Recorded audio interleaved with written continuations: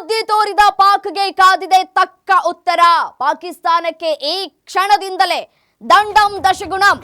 ಕದನ ವಿರಾಮ ಉಲ್ಲಂಘಿಸಿದ್ದಕ್ಕೆ ತಕ್ಕ ಶಾಸ್ತಿ ಕಟ್ಟಿಟ್ಟ ಬುತ್ತಿ.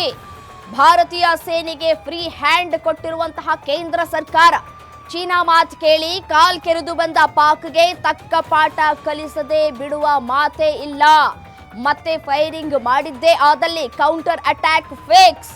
ಮುಲಾಜೆ ಇಲ್ಲದೆ ಕನಿಕರ ತೋರದೆ ದಾಳಿ ಮಾಡೋದು ಖಚಿತ. ಇದುವರೆಗೆ ಬರೀ ಟ್ರೇಲರ್ ಅಷ್ಟೇ, ಇನ್ ಮುಂದೆ ರಿಯಲ್ ಪಿಕ್ಚರ್ ಇದೆ. ಇಲ್ಲಿವರೆಗೂ ಕೂಡ ಟ್ರೇಲರ್ ಅನ್ನ ತೋರಿಸುವಂತಹ ಕೆಲಸವನ್ನ ನಮ್ಮ ಭಾರತೀಯ ಸೇನೆ ಮಾಡ್ತಾ ಇತ್ತು. ನೀವು ಏನೇ ಮಾಡಿದ್ರು ಅದಕ್ಕೆ ಪ್ರತ್ಯುತ್ತರ ಕೊಡುವಂತಹ ಕೆಲಸವನ್ನ ಕೂಡ ಮಾಡಿತ್ತು. ಬಟ್ ಆದ್ರೆ ಈ ಬಾರಿ ಏನಾದರೂ ಕದನ ವಿರಾಮ ಉಲ್ಲಂಘನೆ ಮಾಡಿದ್ರೆ ಅದಕ್ಕೆ ಸರಿಯಾದಂತಹ ಶಾಸ್ತಿಯನ್ನ ಮಾಡೋದು ಗ್ಯಾರಂಟಿ.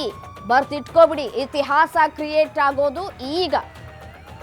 ಜಸ್ಟ್ ಟ್ರೈಲರ್ ನೋಡಿ ನೀವು ಈಗಾಗಲೇ ಹೆದರ್ಕೊಂಡು ಮೂಲೆ ಗುಂಪಾಗಿದ್ದೀರಿ. ಸೇನೆಯ ಮುಖ್ಯಸ್ಥನನ್ನ ಬದಲಾವಣೆ ಮಾಡಿದ್ದೀರಿ.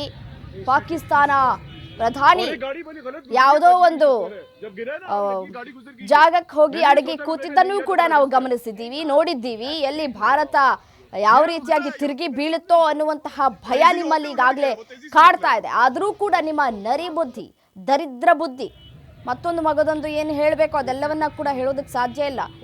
ಅದೆಲ್ಲವನ್ನ ಕೂಡ ಕಟ್ಟಿ ಒಂದು ಮೂಟಲ್ಲಿ ಇಡಬೇಕಾಗಿದೆ. ಅಂತ ತಕ್ಕ ಪಾಠವನ್ನ ನಮ್ಮ ಭಾರತೀಯ ಸೇನೆ ಕಲಿಸೋದ್ರಲ್ಲಿ ಎರಡು ಮಾತಿಲ್ಲ.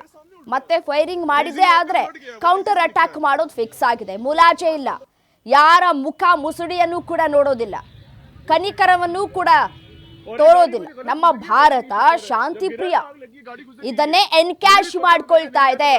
ನಮ್ಮ ತಾಳ್ಮೆಯನ್ನ ಎನ್ಕ್ಯಾಶ್ ಮಾಡ್ಕೊಳ್ತಾ ಇದೆ ಪಾಕಿಸ್ತಾನ.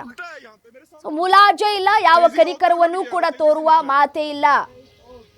ಫಿಕ್ಸ್ ಇದು. ಮತ್ತೆ ಏನಾದ್ರೂ ಸೇನೆಯಿಂದ ದಾಳಿ ಆಯ್ತೋ, ಸೇನೆ ಮೇಲೆ ದಾಳಿ ಆಗುತ್ತೋ ಅಥವಾ ನಾಗರಿಕರ ಪ್ರದೇಶವನ್ನ ಟಾರ್ಗೆಟ್ ಮಾಡಿ ದಾಳಿ ಮಾಡ್ತಿರೋ ಗೊತ್ತಿಲ್ಲ. ಬಟ್ ಆದ್ರೆ ನೆಕ್ಸ್ಟ್ ಮುಲಾಜೆ ಇಲ್ಲ.